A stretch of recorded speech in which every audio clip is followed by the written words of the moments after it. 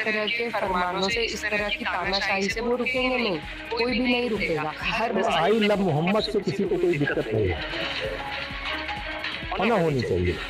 हमने कहा जाम नहीं होगा, कर्फ्यू भी नहीं लगेगा, लेकिन कर्फ्यू का सबक तुम्हें ऐसा सिखा देंगे कि तुम्हारी आने वाली पीढ़ी दंगा करना भूल जाएगी। ऐसे बैरियर को चुन चुन करके वे जिस प्रकार की भाषा को समझते थे उस प्रकार की भाषा से उनको समझा करके। दोस्तों, मैं हूं अभिसार शर्मा और आज की कहानी ऐसी है जो सुनकर आपके रोंगटे खड़े हो जाएंगे। सोचिए जरा, अगर देश की सबसे बड़ी अदालत सुप्रीम कोर्ट उत्तर प्रदेश के मुख्यमंत्री योगी आदित्यनाथ को जेल भेज दे, तो जी हां, आप सही सुन रहे हैं, कोई कल्पना नहीं बल्कि बन सकती है।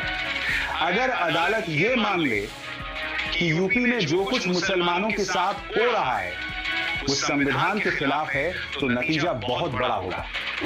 अब आप सोच रहे होंगे, क्या ये सच में मुमकिन है? क्या इतना ताकतवर नेता अदालत के सामने झुक सकता है? तो दोस्तों, बने रहिए हमारे साथ, क्योंकि आज की कहानी में है सस्पेंस, सच्चाई और सत्ता का वह चेहरा जिसे गोदी मीडिया कभी नहीं दिखाएगी। लेकिन उससे पहले एक छोटी सी गुजारिश, अगर आप चाहते हैं कि देश में सच की आवाज और तेज हो तो इस वीडियो को लाइक करिए, शेयर करिए और कमेंट में लिखिए कि आप हमें कहां से देख रहे हैं, यूपी, बिहार, दिल्ली या फिर विदेश से, क्योंकि आपकी आवाज ही हमें ताकत देती है और सच को बचाए रखती है। तो दोस्तों, कहानी शुरू होती है उत्तर प्रदेश के बरेली से।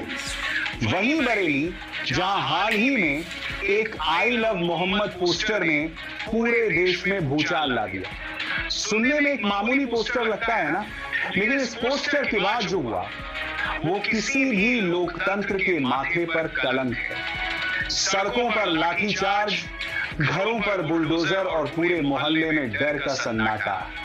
सरकार कहती रही हम कानून व्यवस्था बनाए रख रहे हैं, लेकिन असल में उस दिन कानून को खुद कुचला गया। और जरा सोचिए दोस्तों, जब समाजवादी पार्टी की सांसद इकरा हसन बरेली में पीड़ितों से मिलने जा रही थी तो पुलिस ने उन्हें भी रोक दिया। जी बिल्कुल, ये देखिए अनडिक्लेयर्ड इमरजेंसी की तरीके से हमें यहाँ रोका जा रहा है। हमें समझ में नहीं आ रहा किस आधार पे। हमारा आग्रह है प्रशासन से कि हमारे साथ चले, हम कुछ छुपाना नहीं चाहते, कोई एजेंडा नहीं है, ना हम कोई चोर चक्के अपराधी हैं, जनप्रतिनिधि हैं, इलेक्टेड रिप्रेजेंटेटिव हैं। किस आधार पे हमें रोका जा रहा है हमें समझ में नहीं आ रहा। उत्तर प्रदेश का हिस्सा है बरेली, हम सब वहाँ के रहवान भी हैं, वहाँ के जनप्रतिनिधि भी हैं। एक समाजवादी पार्टी का हमारे राष्ट्रीय अध्यक्ष के निर्देश अनुसार जो जनप्रतिनिधि मंडल अलग अलग जगहों से बरेली की तरफ रुक कर रहा था, सभी को रोका जा रहा है। क्यों रोका जा रहा है ये हमारी भी समझ में नहीं आ रहा है कि ऐसी कोई कानून इस देश में घूमने से किसी को भी रोका जाए। पता नहीं उत्तर प्रदेश सरकार अपनी कौन सी काली करतूत पे पर्दा डालना चाहती है जो हमें वहाँ नहीं जाने देना चाहती, लेकिन आज नहीं कल हम वहाँ जरूर जाएंगे। और एक अब सवाल उठता है, अगर एक सांसद को भी पीड़ितों तक जाने की इजाजत नहीं तो फिर जनता की आवाज कौन सुनेगा? क्या अब इंसाफ की बात करना भी अपराध है?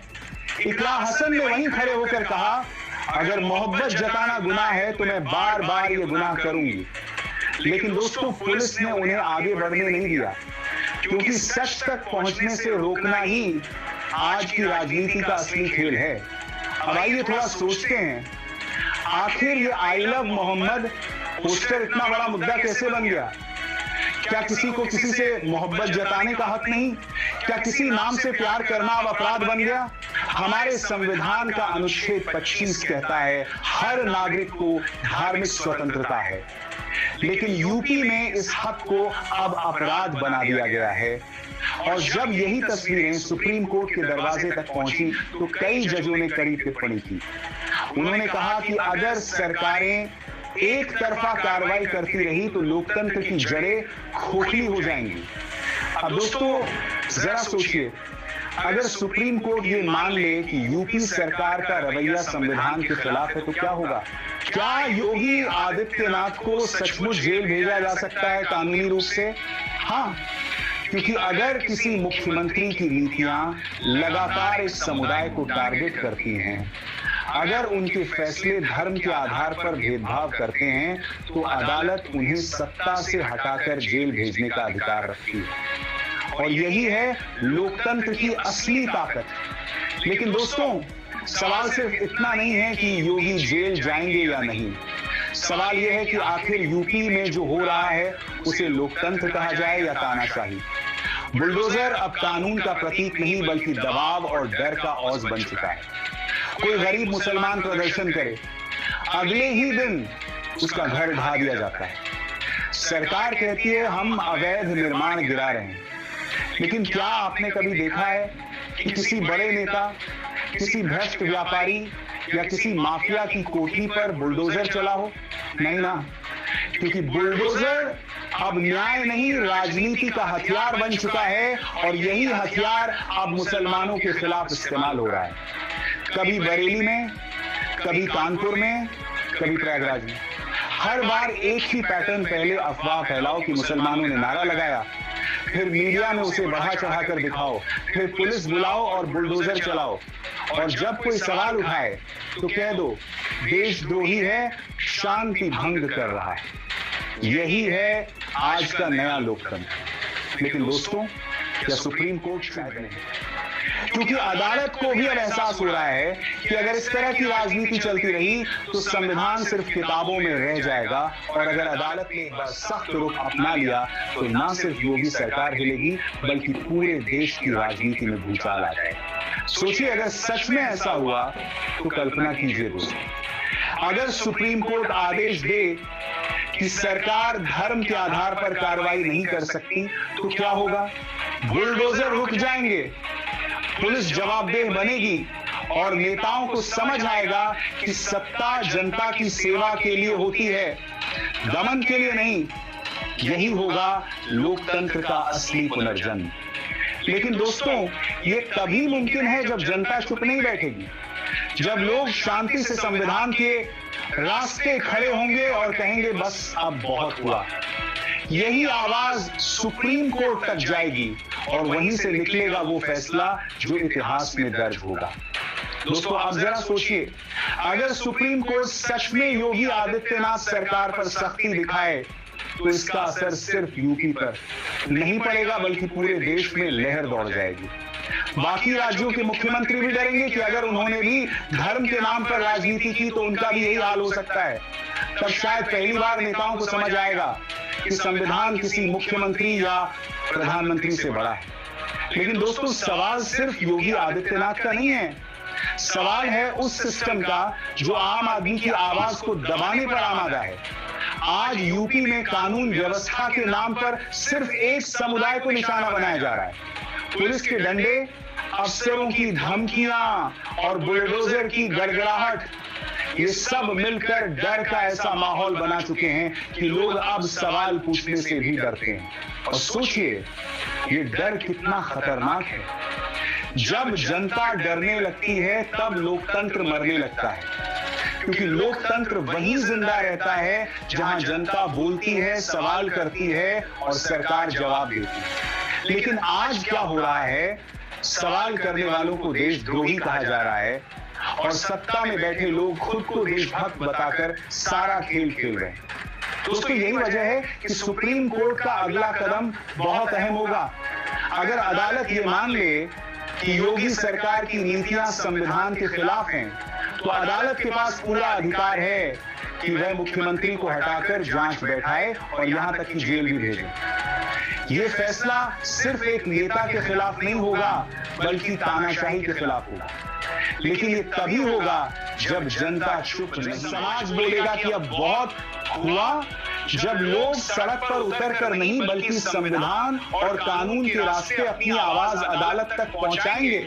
क्योंकि हिंसा सरकार के हाथों में खेलना है। वह यही चाहती है कि कोई पत्थर फेंके, कोई नारा लगाए ताकि वह कह सके देखो यही है देशद्रोही। लेकिन असली ताकत तो शांति में है, असली ताकत है कानूनी लड़ाई में।